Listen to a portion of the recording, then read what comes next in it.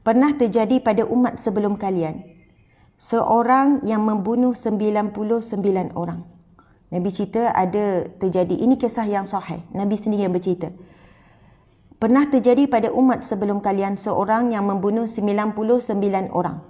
99 orang. Kita pernah bunuh orang tak? Tak pernah. Kalau bunuh seorang pun dah dahsyat sangat tuan-puan sekalian. Kalau ada orang jumpa kita kata, saya nak buat pengakuan, saya pernah bunuh manusia. Itu dahsyat. Berapa orang? Seorang. Ui, seorang pun itu satu perkara yang sangat dahsyat. Tapi yang Nabi cerita ni, dia dah bunuh 99 orang. Dan tahap orang yang membunuh 99 ni, kita rasa macam mana? Tahap mana? Dia dah melepasi jenayah-jenayah lain. Maksudnya orang sampai peringkat jenayah bunuh orang ni tuan-puan sekalian, dia sudah tentu dah buat jenayah-jenayah lain.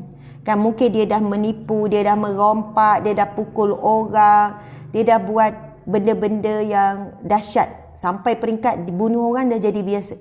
Sampai 99 orang. Lantas ia mencari orang teralim di muka bumi. Nabi cerita dia telah membunuh 99 orang. Kemudian dia mencari orang yang paling alim di muka bumi. Ini saya baca hadis Nabi direct ni. Saya bukan fikir-fikir, saya bukan buat ayat sendiri. Ini hadis dalam kitab ni. Kita baca direct saja tanpa tinggal mana-mana ayat ataupun kita olah. Tak. Saya baca terjemahan direct. Ini hadis yang sahih yang Nabi ceritakan. Dia mencari orang yang teralim di muka bumi. Cari orang paling alim. Lalu ia ditunjukkan agar mendatangi seorang rahib. Lalu dia ditunjukkan, pergilah jumpa seorang rahib. Ia pun mendatangi rahib tersebut. Jangan bayangkan rahib ni yang Kristian tu saja. Ia membawa masuk pendeta, iaitu orang ahli kitab. Siapa ahli kitab? Ahli kitab ni apabila seorang Nabi diutuskan, kemudian selepas Nabi tersebut, kan ada waktu yang kosong nak tunggu Nabi seterusnya. Antara Nabi dengan Nabi kan ada tempoh. Bukannya lepas Nabi ni meninggal terus ada Nabi lain yang sambung. Bukan begitu. Ada tempoh antara Nabi dengan Nabi 100 tahun. Ada 200 tahun. Ada 300 tahun. Baru diutuskan Nabi seterusnya. Jadi di antara tempoh Nabi dengan Nabi ni, pendeta, rahib, iaitu ahli kitab lah yang membawa agama. Yang menyampaikan agama. Jadi dia pun jumpa pendeta tu lah. Ia mengatakan, dia buat pengakuan bahawa dirinya telah membunuh 99 orang. Lalu dia bertanya, apakah masih ada pintu taubat untuknya? Dia jumpa orang alim kan, ahli kitab ni. Orang yang sentiasa dirujuk ni. Yang selalu, yang menjadi perantaraan ni. Yang membawa kitab-kitab Nabi yang dia dapat belajar ni. Dia tanya, aku telah membunuh 99 orang. Adakah masih ada pintu taubat untuknya? Oh, dia tanya soalan tu. Rahib menjawab, tidak ada. Rahib tu, orang alim tu menjawab, tidak ada. Sebab mungkin dia terkejut sangat kot. Kamu dah bunuh 99 nyawa. Kamu dah buat berbagai kerosakan. Kamu buat sekian-sekian. Lalu dia terus jawab, tidak ada pintu taubat untukmu. Lalu ia membunuh rahib tersebut. Sehingga orang yang dibunuh olehnya genap 100 orang. Dia nak marah, rahib tu jawab, tak ada pintu taubat. Padahal nak bertaubat ni kan. Jadi dia tanya dan rahib tu kata tak ada pintu taubat. Pintu taubat tak ada. Lalu dia bunuh rahib tersebut. Kemudian ia mencari lagi orang teralim di muka bumi. Dia cari lagi orang-orang yang alim yang lain. Sebab dia memang nak bertaubat sungguh-sungguh. Tapi masih lagi membunuh kan. Sehingga ditunjukkan agar mendatangi seorang lelaki yang alim. Jumpa lelaki yang alim yang lain pula. Subhanallah. Oh, minta maaf. Minta maaf.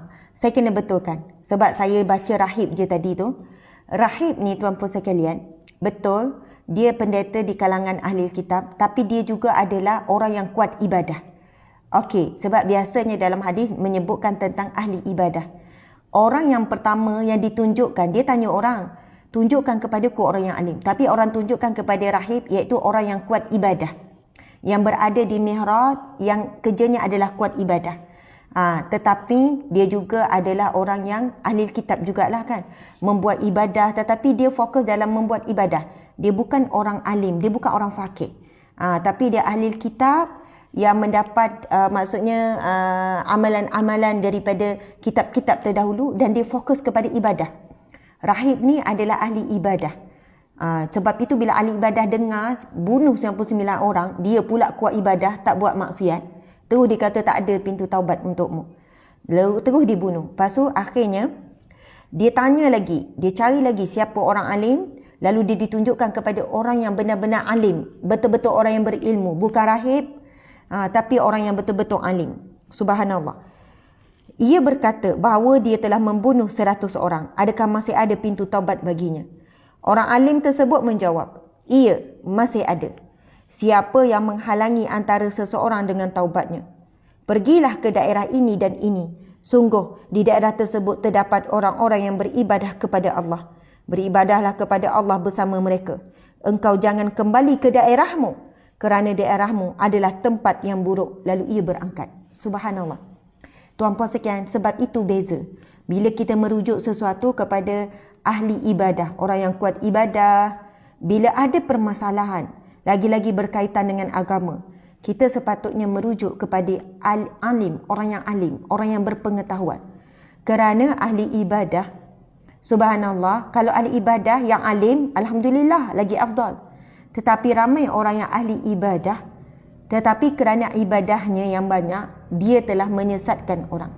Kerana ibadahnya yang banyak, dia rasa sombong, dia rasa riak, dia rasa lebih baik daripada orang. Tapi di sana ada ramai ahli ibadah. Di kalangan kita yang hadir ni, ramai ahli ibadah ni, subhanallah. Yang kuat zikir, yang kuat ngaji Quran, tapi tidak alim. Sentiasa belajar. Saya pun tak alim. Subhanallah. Tak ada masalah, alhamdulillah. Itu sangatlah mulia. Cuma bila kita ada kesukaran, ada persoalan yang perlukan jawapan, kita perlu merujuk kepada orang alim. Tidak cukup sekadar orang yang kuat ibadah. Sebab mesti disuluh dengan pengetahuan. Masya Allah. Jadi orang alim ni menjawab apa, tuan-puan sekalian? Ia masih ada pintu taubat untukmu. Pergilah. Dan dia sebut, siapa yang menghalangi antara seseorang dengan taubat? Soalan dia kata, tak ada orang yang boleh halang seseorang itu dengan taubat. Tidak ada apa-apa yang menghalangi seseorang itu dengan taubat. Tengok cara orang alim jawab. Sebab itu kita, kalau ada orang mengaku dia berzina, contoh seorang perempuan mengaku, saya dah berzina dengan berpuluh-puluh orang, beratus orang, kerjanya pelacur contohnya. Saya telah buat gini, saya jahat. Ada lelaki, maksud ayah buat pengakuan, jahat sangat saya ni.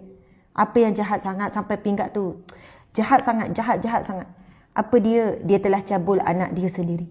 Contohnya, dia rogok anak tapi dia nak bertaubat. Kita kalau dengar mungkin geram. Kata, memang dahsyat sangat, teruk sangat. Tak tahulah, memang teruk sangat. Saya tak tahulah Allah terima tak taubat. Contohlah. Mungkin sebab kita geram kan, kita geram. Jadi kita bercampur dengan emosi. Tapi orang alim mesti jawab dengan amanah. Apapun dan taubat, seseorang yang bertaubat. Kan tidak ada yang menghalangi dirinya dengan taubatnya. Tidak ada yang menghalangi. Sebesar apapun dosa. Subhanallah. Kemudian dia pun minta, pergilah ke daerah ini. Dia suruh pergi berhijrah. Hijrahlah kamu. Pergilah kamu kepada daerah sekian-sekian. Sungguh daerah tersebut terdapat ramai orang-orang yang beribadah kepada Allah. Ramai orang soleh di kampung tersebut. Beribadah kepada Allah bersama mereka. Engkau jangan kembali ke daerahmu, kerana daerahmu tempat yang buruk. Lalu ia pun berangkat. Ketika ia sampai di pertengahan jalan, datanglah waktu kematiannya. On the way dia nak pergi bertaubat. On the way dia nak pergi ke kampung orang-orang soleh ni. Dia belum bertaubat. Maksudnya dia dah niat nak bertaubat. Dia dalam berusaha. Tapi dia belum buat apa-apa ibadah lagi. Belum buat apa-apa amal soleh. Belum buat apa-apa ibadah. Dalam perjalanan. Kemudian datanglah waktu kematiannya. Akhirnya malaikat pembawa rahmat dan malaikat pembawa azab saling bertelagah. Dia meninggal tengah jalan, datang malaikat rahmat, datang malaikat azab. Saling bertelagah. Saling bergaduhlah, saling bertelagah. Malaikat rahmat mengatakan, dia datang dalam keadaan bertaubat seraya menghadapkan hatinya kepada Allah. Malaikat rahmat kata, dia ni datang dalam keadaan bertaubat. Datang maksudnya kembali kepada Allah dalam keadaan bertaubat. Dan hatinya sedang menuju kepada Allah. Sedangkan malaikat azab berkata, sungguh ia belum pernah melakukan amal kebajikan sama sekali. Malaikat azab kata, sungguh ia belum pernah melakukan kebajikan. Belum pernah buat amal soleh. Dia ni tak pernah lagi buat. Dia baru on the way. Tak buat apa-apa. Selama hidup buat jahat je kerjanya. Dia tak pernah buat amal baik. Sampai mati tak pernah buat lagi. Malaikat azab kata. Lantas malaikat yang menjelma manusia mendatangi mereka. Allah utuskan malaikat dalam rupa para manusia mendatangi mereka. Mereka menjadikan malaikat tersebut sebagai pemutus hukum di antara mereka berdua. Datang malaikat ketiga sebagai pemutus hukum. Ia berkata, ukurlah jarak tempat ia meninggal dengan kedua daerah. Ukur jarak. Sekarang dia meninggal tengah-tengah. Malaikat ketiga kata, ukur jarak. Mana lagi dekat? Dia dengan kampung dia nak pergi berubah ataupun kampung lamanya tempat dia melakukan kejahatan. Daerah yang paling dekat di antara keduanya itulah, maka ia dihukumi sesuai daerah itu. Lantas mereka mengukurnya dan ternyata ia lebih dekat ke daerah tujuannya. Selanjutnya malaikat rahmat yang mencabut nyawanya. Muttafaqun alaih. Dan riwayat yang sahih yang lain disebutkan, ternyata ia lebih dekat ke desa yang baik, ke kampung yang baik, dengan 1 jengkal sahaja. Oleh kerana itu dia dianggap termasuk penduduk di daerah tersebut. Subhanallah. Muslimin muslimat dimati Allah sekalian. Jarak dalam hadis yang sahih lain menyebutkan perbezaan jarak dekat dia dengan kampung orang soleh hanya 1 jengkal. Maksudnya bukan jarak, dia ukur. Malaikat pemutus ni datang malaikat ketiga kata, ukur sekarang jarak dia mana lagi dekat, kampung yang dia nak tuju ataupun kampung yang no. Jarak beza 1 jengkal saja. Lalu dia ditetapkan mati sebagai orang-orang yang soleh. Walaupun sepanjang hidupnya buat kejahatan, subhanallah, buat jahat, tak pernah buat baik, tetapi akhir kematiannya dalam keadaan berniat untuk hijrah, lalu dia meninggal dunia. Dalam riwayat sahih yang lain disebutkan Allah memberi ilham kepada desa ini agar ia ditinggalkan agama menjauh dan memberi ilham kepada desa itu agar ia mendekat. Masya Allah.